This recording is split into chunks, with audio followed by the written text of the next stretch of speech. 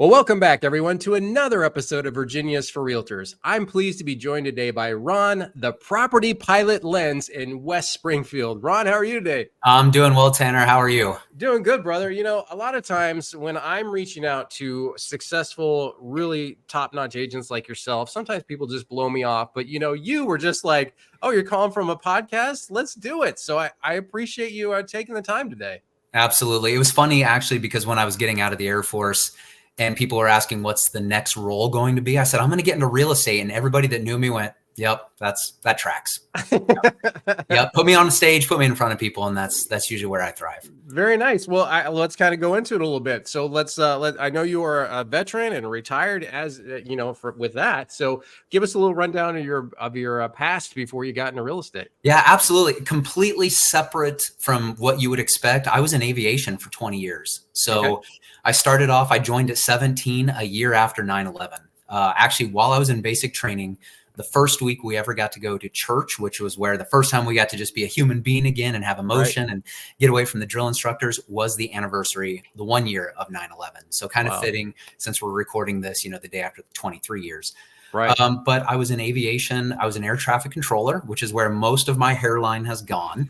If you know anything about that, pretty stressful career field. Did that for 14 years. In that time, I actually found what made me successful, which was I found that I really enjoyed teaching. So during that stint of 14 years as a controller, I got to also be a trainer. For the first time, a brand new airman steps off the bus. They want to be an air traffic controller. They want to talk to those planes up there. And I got to be the welcoming party. Wow. Okay. So got to do that for 4 years. And in that process, I found I really enjoyed people. And I got to be one of the first 85 resilience trainers that the Air Force trained, and had a really great career, a lot of accolades. And then the thing that brought me here to the DC area that changed my entire trajectory was I got picked up as one of 96 enlisted pilots on a congressionally driven program.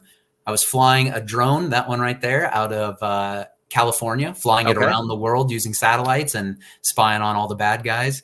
Had a wild emergency, had to land the jet in countries we cannot name.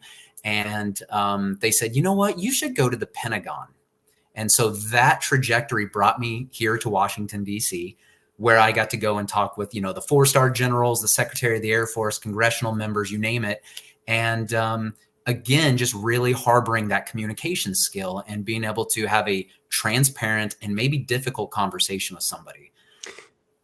Yeah. And, it's interesting that you kind of mentioned the rank dynamic there, because when you are dealing with generals and senior folks in the military, you are at disadvantage. You are not at the same level, kind of like when we're working with clients. But we're having to give honest feedback, and we have to do it tactfully to present what we're trying to get across, and still keep the deal going. Or in this case, make sure whatever, what program you need to keep moving in the right direction, and then listening to your feedback. It's such a great point. But boy, I tell you what, I got a lot of stories on kind of the drones, and hopefully you can talk a little bit of it. So this program, you're one of 85 selected for that. And as anybody who's paying attention to foreign affairs these days, drones are basically 5% of the war going on in with Ukraine and Russia these days. That's exactly right. There's an insatiable thirst. I mean, there's so many things that they can do. And not to take us too far off topic, but I would fly the jet in the morning.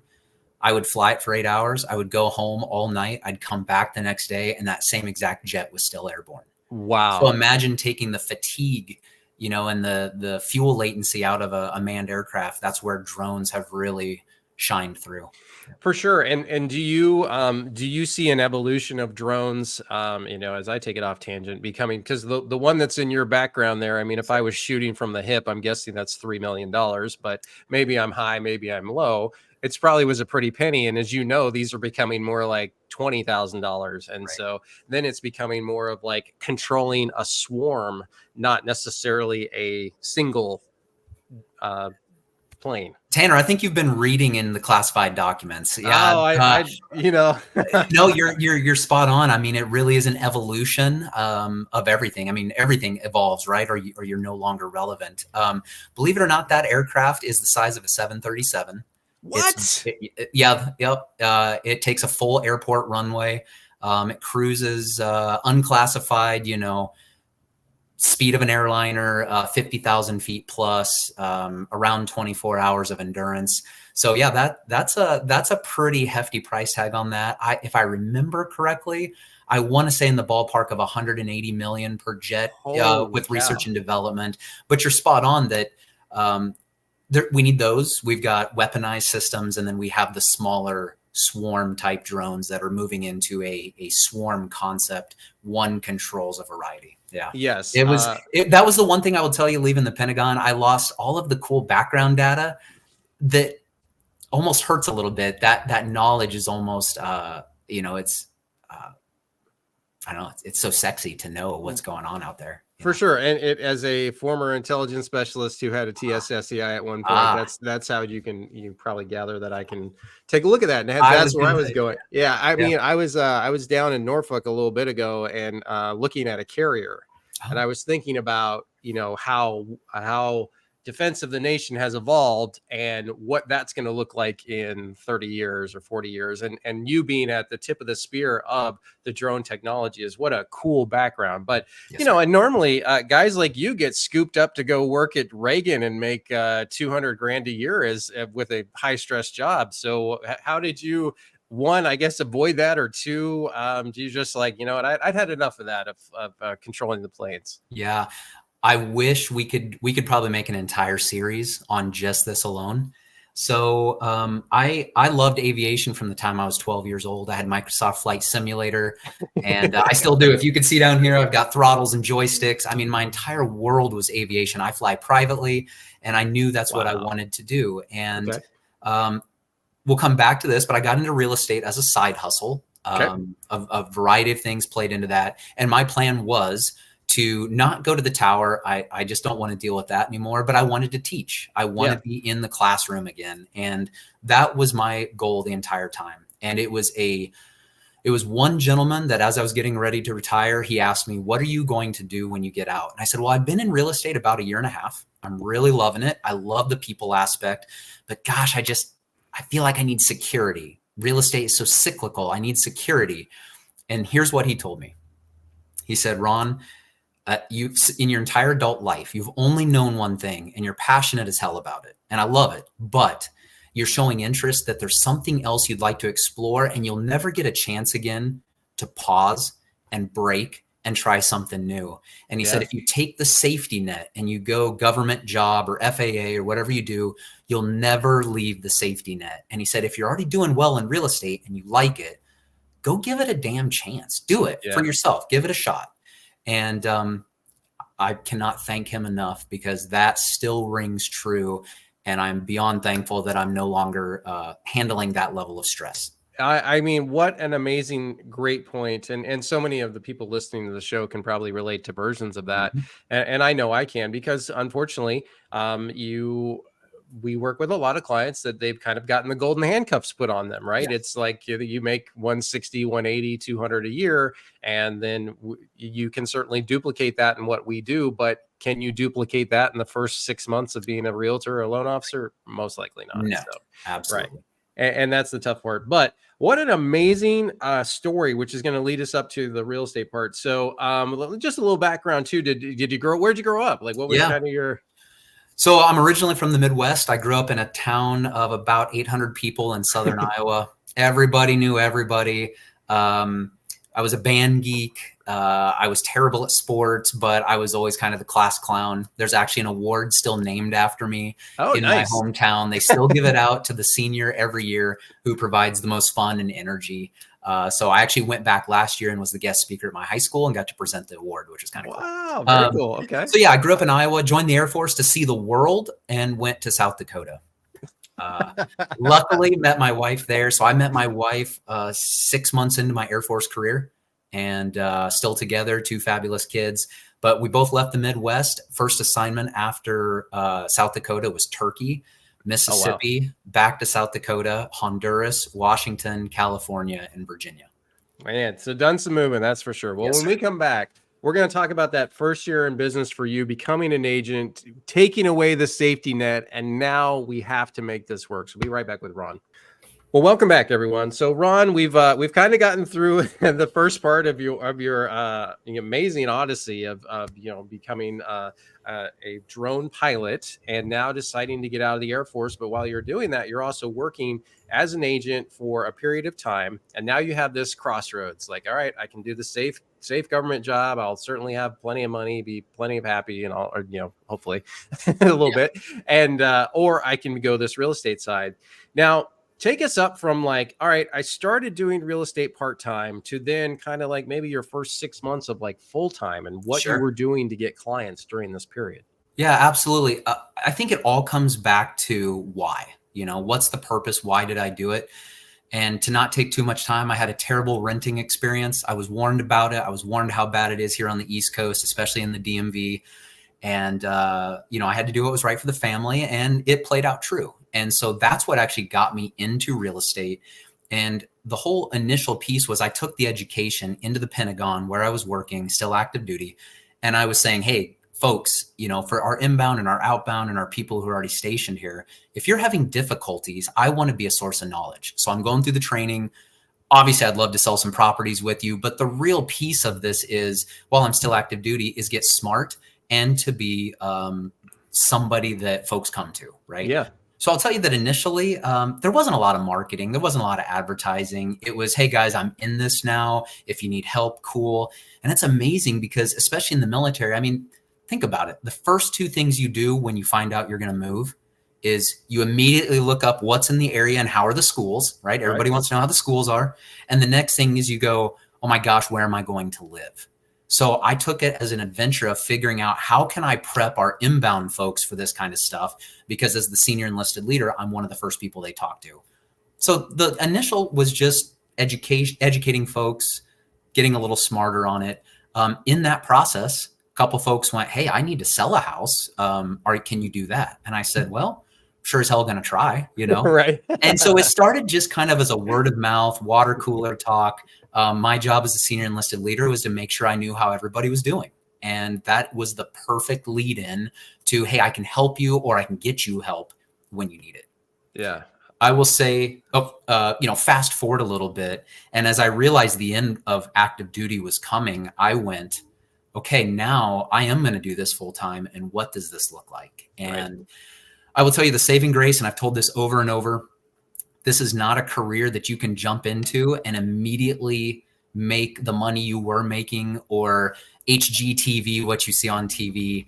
And I was lucky enough to know that because I'd been doing it for a year and a half nonchalantly while I was still in. Yeah. And the saving grace was I knew that I still had, time left on active duty. My wife was a registered nurse and I knew we'd survive. But the day that we went, okay, this is what we're going to do full time, it was a completely different mentality.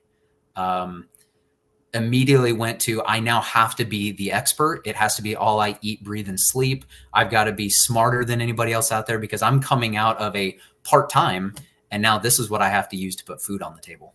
That's a great point. I mean, it counts now, right? There's no fallback basically. And that's always such a big it's a big hurdle for people when they talk about, hey, I've been thinking about becoming a loan officer, I'm becoming a realtor. Well, 90% of people, when you tell them it's commission only, that's the end of the conversation. And the startup costs were higher than I expected.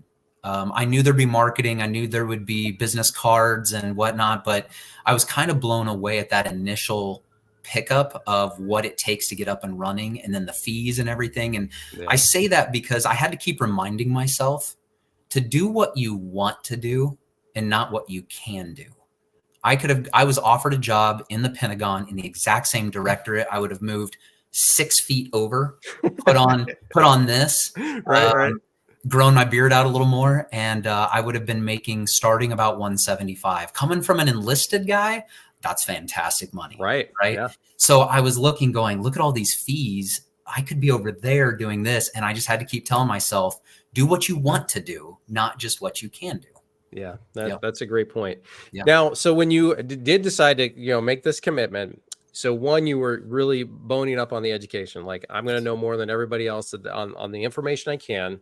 But you also now have to be generating clients, because if I don't have anybody to give this wonderful information to, it's not going to do me any good. So how are you going about using your connections, using your sphere of influence, using all of that to really start building your database of people that you've helped? Well, I can tell you I did it wrong at the start. Okay.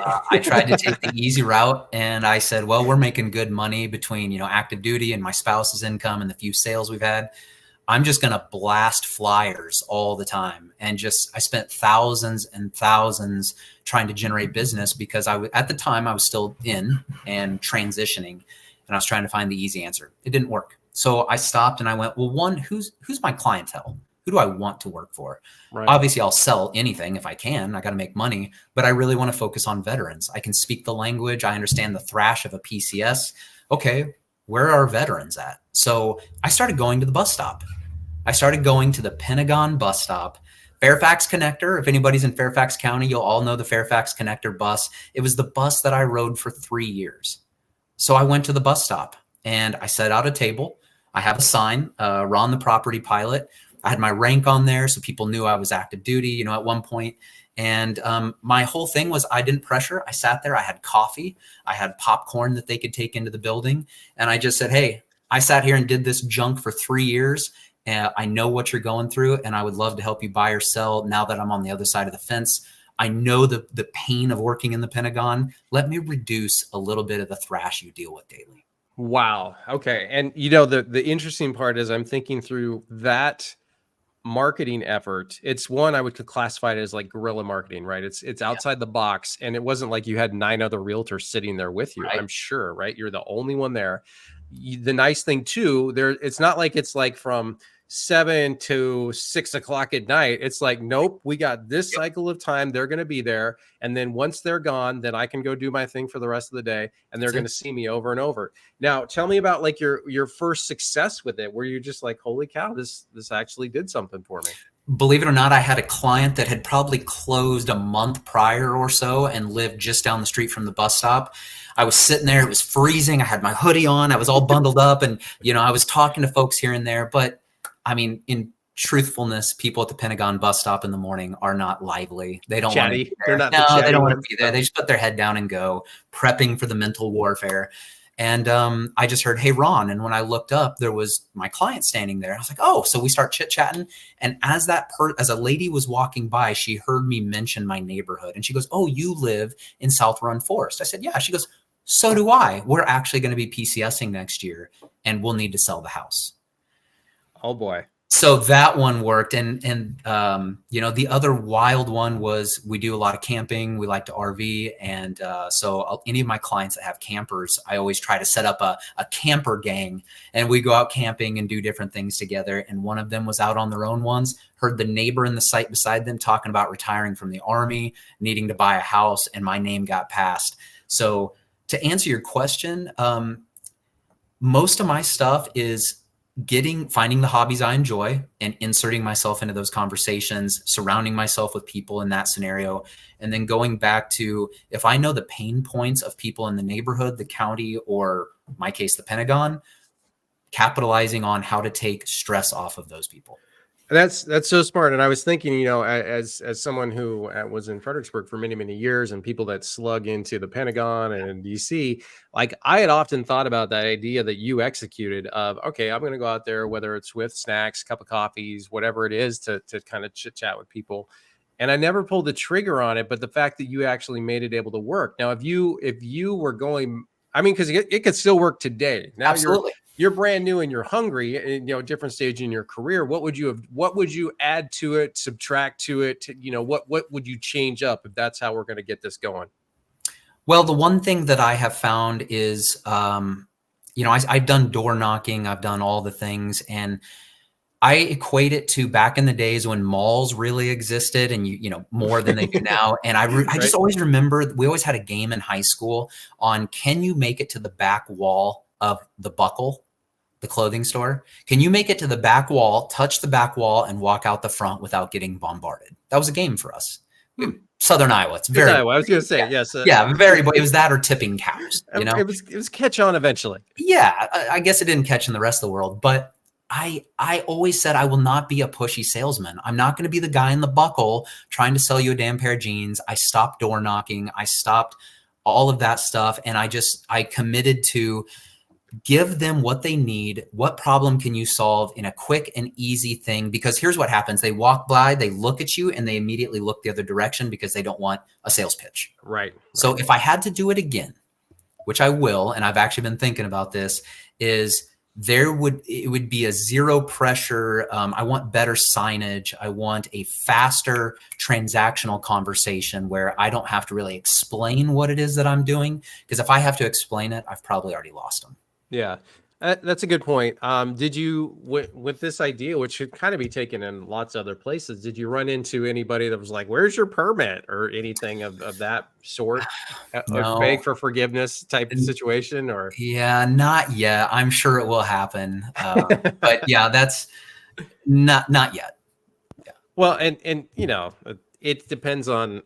To me, it kind of seems like, well, if you're doing it every day, maybe you run into that eventually. But at the end of the day, who cares? If somebody says that, be like, all right, fine, I'll get a permit. And I think sometimes we let naysayers stop us from doing an idea that, in this particular case, resulted in a sale for you in the beginning of your career that you wouldn't have got if you had not been sitting there. So, you know, and that's like, well, that was a nice $20,000 that, you know, that was well worth that morning. Absolutely. Yeah. About $50 in candy and coffee. Absolutely. Right. I'll make that trade all day long. Yeah. Absolutely. Not a day trader, but that seems pretty healthy. So, but so now as you're kind of growing your business, are you thinking of other ideas outside the box that you're executing? Because you mentioned you started with flyers, and what would you think was like, why didn't flyers work? Did you not hit them enough in a particular neighborhood? Did you kind of flip it up too much? What were your thoughts on what? Yeah, I feel like I got a couple things that are working against me, and I'm always there for the challenge. Obviously I flew jets as an enlisted member, so I always like to knock down a few walls if I can. Right. I would credit my lack of success with that lack of consistency. I was told over and over and over, you've got to commit to doing this at least 6, 8, 12 months. Just to send it out to my neighborhood, we're talking a $500 bill. And I also looked at the monopoly that was in our particular neighborhood, the 3 or 4 agents you see everywhere. So yeah, I mean, I sent it out here and there. On the flyers, I always talk about, you know, everybody can open a door, turn on a light switch, and set up an MLS search. It's 99% of this job is scripted. It really is. Yeah. So what's the 1% Ron brings? And that's been something new I've been trying. That's something that didn't exist in the past. In the past, I bragged about numbers. I bragged about being retired military, which I think helps. But everybody says the same stuff on their flyers. I'm a top producer. I'm the top team in the state. I have a strategic marketing plan. No, you don't. No, you don't. Right. It's the same stuff over and over. So that's kind of the direction I'm taking it now that I think a little over 3 years in, I'm trying to figure out what sets me apart. You know, and that sounds very much, I don't know if you've ever read the book Red Ocean, Blue Ocean, but the idea behind Red Ocean, Blue Ocean is everybody's swimming in the red ocean, right? We're all doing some version of the same activity, the same open house, the same this, the same that. And whereas a blue ocean is somebody that kind of jumps out of the red ocean and comes up with their own unique thing that nobody is duplicating right now. And that seems like kind of that's what you're really about too, and as am I, of trying to find of like, okay, how can I stand out from the others? Because like you said, everybody is a top producer. Like, you know, you're not everybody's doing. I wish we still had Home Snap, because then it would at least tell me I was a top producer, right? I did a little bad. I'll never forget getting that. I was so beyond excited, and I was posting it everywhere. And then my sister, who's a loan officer, was like, Ron, you know, everybody's getting that. My entire feed is Home Snap top producer. Tanner, well, can I talk about something real quick there? Please. Yes. So this whole thing is evolution. And I will tell you that the thing that I have taken the most joy in, and now it's starting to kind of change the way that I'm trying to find success, is the military took who you are as a person. They gave you a rank and a last name, right? That was it. And the most exciting thing that I got to do when I got into real estate was create who Ron Lenz is. And I'll tell you, the property pilot came from a driving down the street, and I saw a politics sign, vote for whomever. And it had like this target and it had this little emblem in the middle. And for a second, I was like, that's an airplane. And I was looking as I was going by, I was like, why would the guy be advertising shooting down an airplane? And then as I got up there, I was like, oh no, that's the state of Virginia. I just couldn't quite tell. Right. And I was like, pilot, airplane, man, how do I bring that into real estate? Yeah. And it just hit me like, I'm the property pilot. And from there, it was this whole evolution of, I'm going to brand everything I do as the property pilot, and all my lingo and my sign-offs of my social media and the packages that a seller can choose from when I'm going to list their property. Maybe they can't afford the 3% commission package. What if we do, instead of first class, maybe we have a coach and a basic, you know, breaking those things down. Everything is aviation. I love it. Yeah. We talk about hangar time, you know, putting the airplane in the hangar. That's where we do our education. That's where we do our tune-ups. So I created this whole world in there. And to answer your question on what does success look like, how are you swinging in that direction? If you believe in what you're selling and it speaks to you and the processes speak to you and your background, people are already, they can tell you're in it, right? And the next thing that I did is I went, okay, if I am serving veterans, I know what we make. Unless you're an 06 or above, it's not that great, right? And I went, how do I solve that problem? And so I signed up with a company called Homes for Heroes. Are you familiar? I am, yes. Okay. So this is my first year in Homes for Heroes. So this is my new marketing thing. This is my new way of awareness and giving back. And I will tell you, I have found more success in 9 months. I signed up in December than anything I've ever done to date. And wow. So to put that into perspective, September 12th, in 2 weeks, when we end September, I will have given away about $105,000 this year in 9 months alone. And I'll tell you what, when you talk about marketing, sending out flyers, zero. Meeting folks at the bus stop, hit and miss. Talking to folks at the gym, at the grocery store, hit and miss. The moment you say I can put $5,000, $6,000, $7,000 back in your hand, and I'm not doing it because I'm trying to be the cheapest agent out there. I'm doing it because I'm aligning my business with a purpose. Yeah, I love it. They're hooked. They're hooked. It's a I was going to say easy sell, but it's an easy, like, hey, I'm here to help you. Like, this is what we do. It's a hard pill to swallow when you see $105,000 not in your bank account. But I really remind myself that to be successful in this job, I don't think we can save our way to profitability. Yeah. We have to sell our way to profitability. And, and this is my way of doing that. And not, people probably spend $40,000, $50,000 a year on flyers. So why not spend $100,000 a year, give back, and now that word spreads, right? And if you're looking at the stigmas around realtors, chasing commissions, they never call you back. I mean, they know I'm committed. Yeah, you don't have that problem. That's for sure. All right. So when we come back, we're going to talk about kind of where you're at with your business now. And we just kind of touched on it a little bit and what you're doing going forward. So we'll be right back with Ron. Break. Sorry, I got ahead of you. Oh, no, you're good. You're good. The Homes for Heroes. That's good that you've had success with it, man. Like I did it for a year and down in the Fredericksburg area and didn't see anything. Well, I was forced into it. Full transparency. That doesn't need to go on the broadcast. I always gave my military members $1,000 or $2,000 to help with different things. I had a client that I'd worked with for months. Shown houses, written offers, and our contract was about to expire. And they're like, well, they're coming from Germany, so they've never seen anything. I'm doing it all. And they're like, well, when our contract expires, can we use another agent? And I was like, well, what am I not doing? I am pouring into you guys. They said, well, there's this company called Homes for Heroes, and they'll pay us to use their agent. And I was like, here we go. Yeah. So I was like, let me go check them out. Checked them out. And I was like, it's not the end of the world. Let me give it a shot. At least keeps this one client on the hook. We'll talk about this when we start up again, but I am at the end of the month, I'll be in the top 20 agents in the entire country, and I'm 9 months in to my first year. Holy cow. So, okay. And I've got 5-ish more lined up already before the end of the year. So I'd love to break top 15. Yeah, for sure. I mean, that's crazy. All right, let's bring it back and let's chat about that then. So All right. Well, welcome back, everyone. So, Ron, we're going to talk about kind of where you're at in business now and the things that you're doing to generate business and be successful.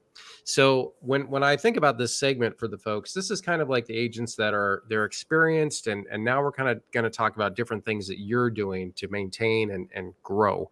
So, we've talked a little bit about Homes for Heroes, but kind of break it down for a little bit for people that aren't familiar with Homes for Yeah, Heroes. absolutely. So Homes for Heroes is a program that started on 9/11. It was to Oh, give wow. back to the firefighters that lost their lives. And then that slowly emerged into more groups. But the program rewards folks that are buying or selling homes. Okay. And it was catered to civil servants. So fire and EMS, law enforcement, military got grouped into that. And then it turned into medical professionals and educators. So I Okay. usually tell folks all civil servants and military. And it's an awesome program. It's no state money. It's not, there's no stipulations. It's just the agent agreeing with Homes for Heroes that they'll give back a certain portion of their commission to those folks. And every house qualifies. It just truly comes down to, are you working with an agent that's excited to reward back the client?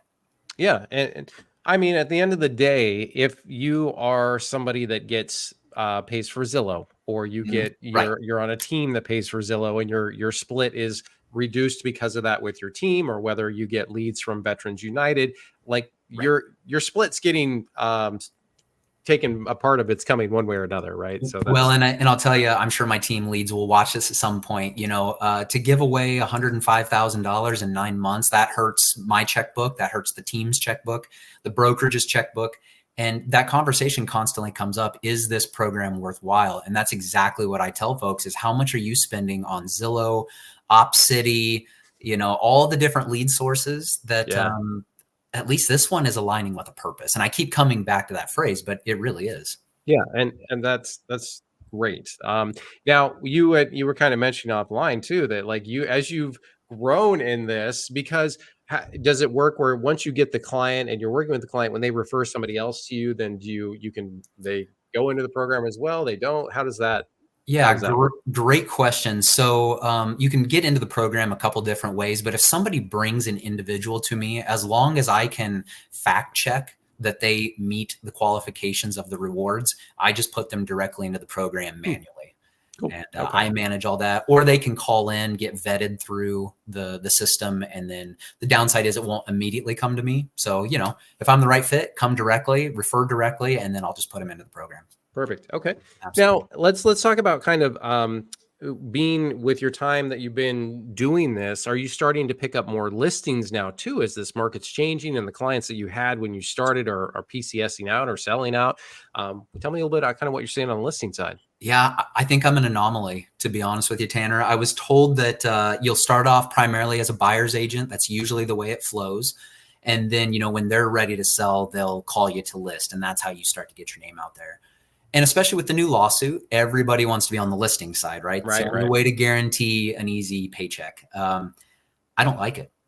Yeah. I don't like the listing side. I really don't. I'll still list, obviously, but you got to go at what you're good at and what you're passionate about. And I'll be honest with you, my passion comes in the education and the coaching and the guiding of the buyer. Yeah. So I will tell you that I've had some listings, but my buyer side far outshine, and that's actually where I specialize. So the one thing that, as we are slowly building up listings, I make sure to work with others who are really passionate and really good at that side, so that we aren't so that we're well balanced.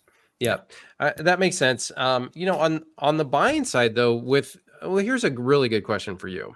So, Northern Virginia and VA buyers can be tough. Yes. Since I'm all over the state and I do, I do VA everywhere, but I do know that I run into and VA buy not I run into, but VA buyers run into the stipulation of being VA in Northern Virginia. Mhm. How are you getting all the contracts that you get through? Because I hear that from people that are like, oh, they don't want to take a VA. So how do you do that? Yeah, absolutely. Well, I think it's a couple things. Whenever I email an offer, I'd love to work across from you one day so you can see it. But Let's do it. every lender that I talk to says that, because I courtesy copy the offer when it goes out, and every person has said, I've never seen an offer email so damn energetic and so clear and enlightening. So I Interesting. do we obviously abide by all equal housing policies and whatnot, but I paint a picture.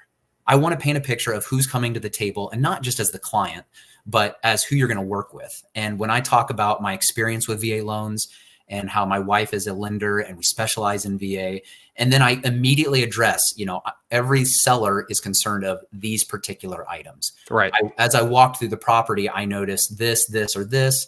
We're already prepared to do A, B, and C. So I kind of take the fear away from the very first thing. And I am very much a communicator. So I am constantly building rapport with the agent on the other side. We have still lost offers. But one other thing that I do is I will have them get pre-approved as a conventional as well, and then come to the table and say, hey, we are strong enough for both. However, there's so many benefits of using the VA. We would really love to explore this. And they never say no.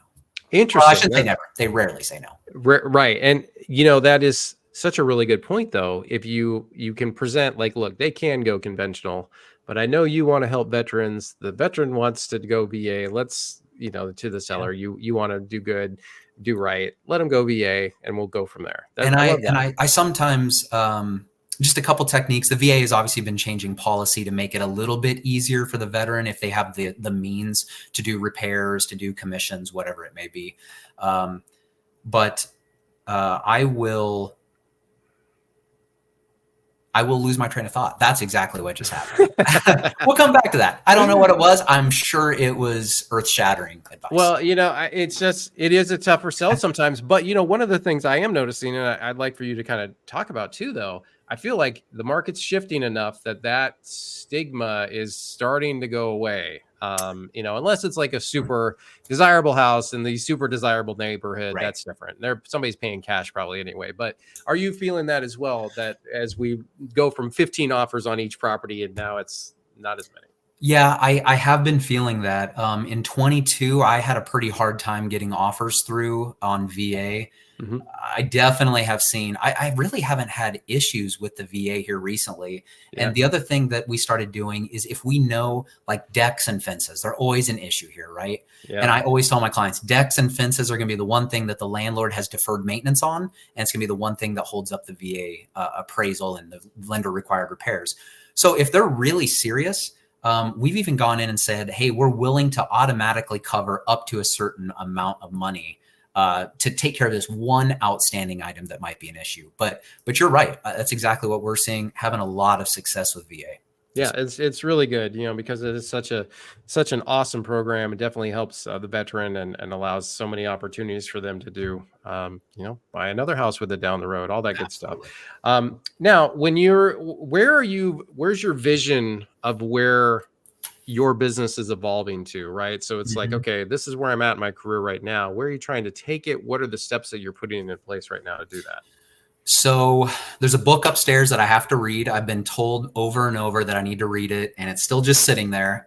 It's called The E-Myth. Have you read that one? I have. Yes. Okay. Long time ago. Yeah, I got to get to it because what's happening now is exactly what I was told by my mentor, who's now my team lead, would happen at year 3. He said, year 1 and 2, you're going to be scrambling. You're just going to be taking anything and everything. You don't care about the client, how bad or good they are. You'll just take everything. Right. Year 2, you start to figure out what works. You start to build your brand. And he said, then year 3, something's going to happen and you're going to go, oh my gosh, I can't keep up. And that's exactly where I'm at right now. So what does that look like for us? My wife, first of all, has been a huge saving grace. She went part-time. She's been a critical care nurse for 14 years. And we've gotten so successful and so busy that she's pulled away from nursing. She got her realtor license and she also got her loan officer license to help manage the chaos. Right. Wow. Okay. But the second thing is I'm going to use an aircraft term here. So, if there's 2 pilots in an airplane and one is flying, they have control of the airplane. When they're ready to transfer the control over to the other pilot, there is a song and dance that goes with it. And it's a 3-step process. And it's so that all parties are very well aware of who has control of the aircraft. And it's literally just called transfer of control. Okay. So if I'm flying, I'd say, Tanner, you have the aircraft. You'd say, I have the aircraft. I'd say, Tanner, you have the aircraft. Wow. It's a three-peat so that everybody knows. And I actually want to implement that in my business because for 3 years, I have been the scrounger, the marketer, the educator, the shower of the houses, the writer of the contracts, the connector, putting the sign in the yard. I've done it all, right? Yeah. And I'm realizing now that I'm working in the business and I need to start working for the business. Yeah. And I need to find ways that are sustainable in growth. And so I am delving out right now. What role do I want to play 90% in? What is the appropriate spot to transfer control over to a teammate, another agent, whatever it may be, my wife, and so that I can come back and continue to apply that 90% effort elsewhere. I love that. And, to be honest, that's the biggest step for a lot of people to really continue that growth trajectory and not go crazy, because I know for myself, I have a loan partner who I trust completely, who basically, once we get to the point where we have underwriting conditions, it's her job to land the plane, and Right. I got it in the air. So you take it from there. Right. So that's what she does. I think one other thing too is I have found, actually my broker just scolded me the other day that I was an air traffic controller and a pilot. I have a fantastic memory. I can multitask, I can communicate, and I relied heavily on that for 3 years. And then I felt I was starting to lose grasp and lose contact points. And I have a whole mission statement that I operate within to make sure everything I'm doing aligns and the energy I'm expending aligns with what I value. And I realized I'm not hitting those marks anymore because I can't keep up. Yeah. So the next piece is building structure, building a consistent data management system, a CRM, whatever it may be. I'm not good at that, but I need to be. Gotcha. Well, that's an honest assessment, and I think we all kind of get to that point as our careers grow. But when we come back, I want to talk about, we're going to have some good stories, because I'm sure you've run into some doozies through your time, and then just kind of my favorite segment of the show, story time. So we'll be right back with Ron. Right. Well, welcome back, everyone. So Ron, just an amazing career where you're at right now. Just an interesting story. It's been great to have you on. So let's kind of go in some quick story times. And I always like to ask, what's a good piece of advice you got, whether it was military related or since you've been in real estate, that you've really kind of held on to and thought a lot about? Pentagon's a pretty wild place to work. And the one piece of advice I got from my general was, you're going to be juggling a lot of balls. Not every ball is a glass ball. Some are rubber. So let some drop and know the ones that you can't. And Wow. I translated that into kind of a mission statement that I operate in, because we're juggling a lot of balls at one time, right? Yeah. So my mission statement, if I'm doing anything, I use that as a filter. And is the energy and the money and the time I'm expending and the time away from the family, is it getting after what I value? So I wrote it over here. I apologize for reading. Let me see. So my mission statement is to energize neighborhoods, to communicate, to dominate, and to always fly first class. So when I come in, it's not just an open house. I mean, I hire all local businesses to come in. We've got local bakers. We have local chefs. I hire local food trucks. If I have a seat at the table, then you get a chair. Right. Nice. Okay. So that's my first one. Communicate. I'm always very, very back and forth, very transactional. I make sure everybody knows what's going on, because I think people deserve that. And I don't want them to feel like they're operating in a vacuum. And then finally, always fly first class is an encompassing statement of customer service is a dying art. I try to keep it alive, and I try to make sure that I'm giving you everything I've got all the time. I love that. I agree with pretty much everything you just said. The communication level. That's why, I do Tuesday updates for both buying and agents as we're going along. And it's not because it's like I always have something important to him say, but it's like, hey, I want to keep everybody in the loop. So we get this closed on time every time. And that's important. But I love that. All right. So personal motto. What's your personal motto? Top real estate agent drone specialist. What do you got? Well, this could go a couple ways. I've got a pretty sarcastic personality, and my wife sometimes says, for a while, just don't be you, just be somebody else, right? And I got to the point, I said, you're going to see me at some point. If I'm not the right fit, then we need to know that from the beginning. You need to see it from the beginning. I'm never going to put up smoke and mirrors. You get full, transparent, sarcastic Ron all the time. But what you're also going to get is my motto all over my business cards is, you're going to get that version of Ron, but it doesn't end at the closing table. You're going to get it far beyond the sale. And that is my motto, beyond the sale. And if you look at, last month, I had about 65 people right here in the backyard at the pool, client appreciation events. We take people to baseball games. I mean, we do so much stuff far beyond the sale. I love it. Okay.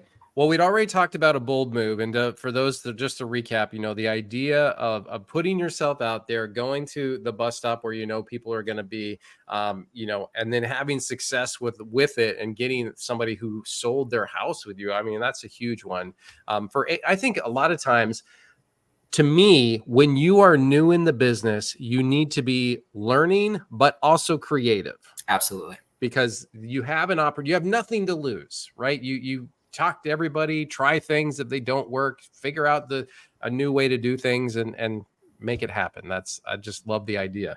So we're going to not go on that one, but the last one I have for you, because, I think if you show enough houses, you're going to run into something sooner or later that's just kind of like, oh, that was different. And so the way I phrase the question is, do you have a funny or scary or weird or unique story to share about either a client, a closing, a transaction? The premise is you're sitting on a beach in 30 years and I ask you for a good real estate story. What do you got? They're all very, very short. So I'll give you the top three. Okay. I saw a coffee maker built into the wall in Stafford.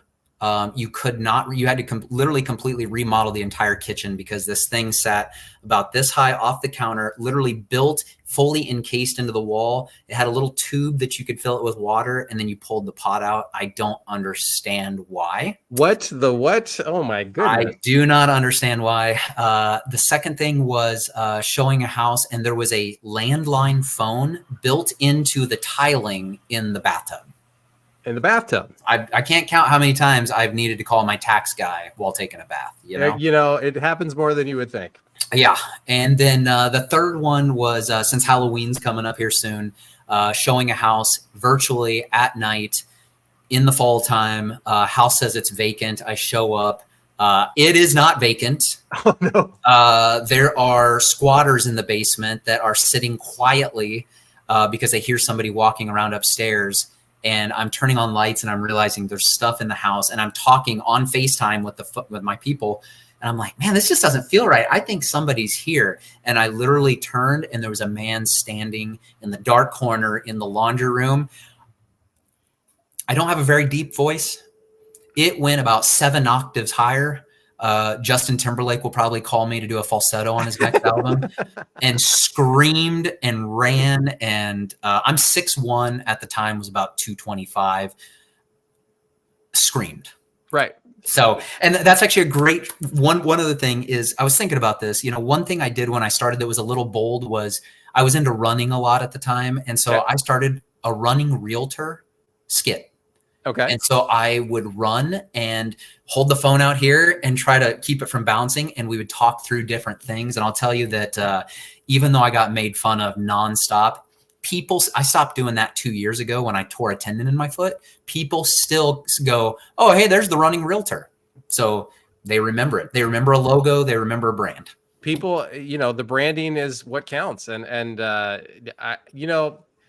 I don't really know what the best way to handle that is. And for our purposes, we will re-edit this, and you handled it extremely well, kind of Arnold Schwarzenegger style. And, that's how it went down. But I've been right behind you, literally sprinting out that door, probably run over you if you didn't move fast enough, to be very honest. It was, that was the scariest I've ever been.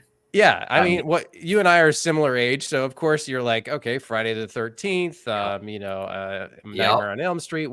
Everything is going through your mind at that point. Yeah, that was a very scary moment. So, yeah, that's. But I was thinking, like, I ran out of the house. I was like, oh, that was my running realtor thing. So yeah, that's right. Dead sprint.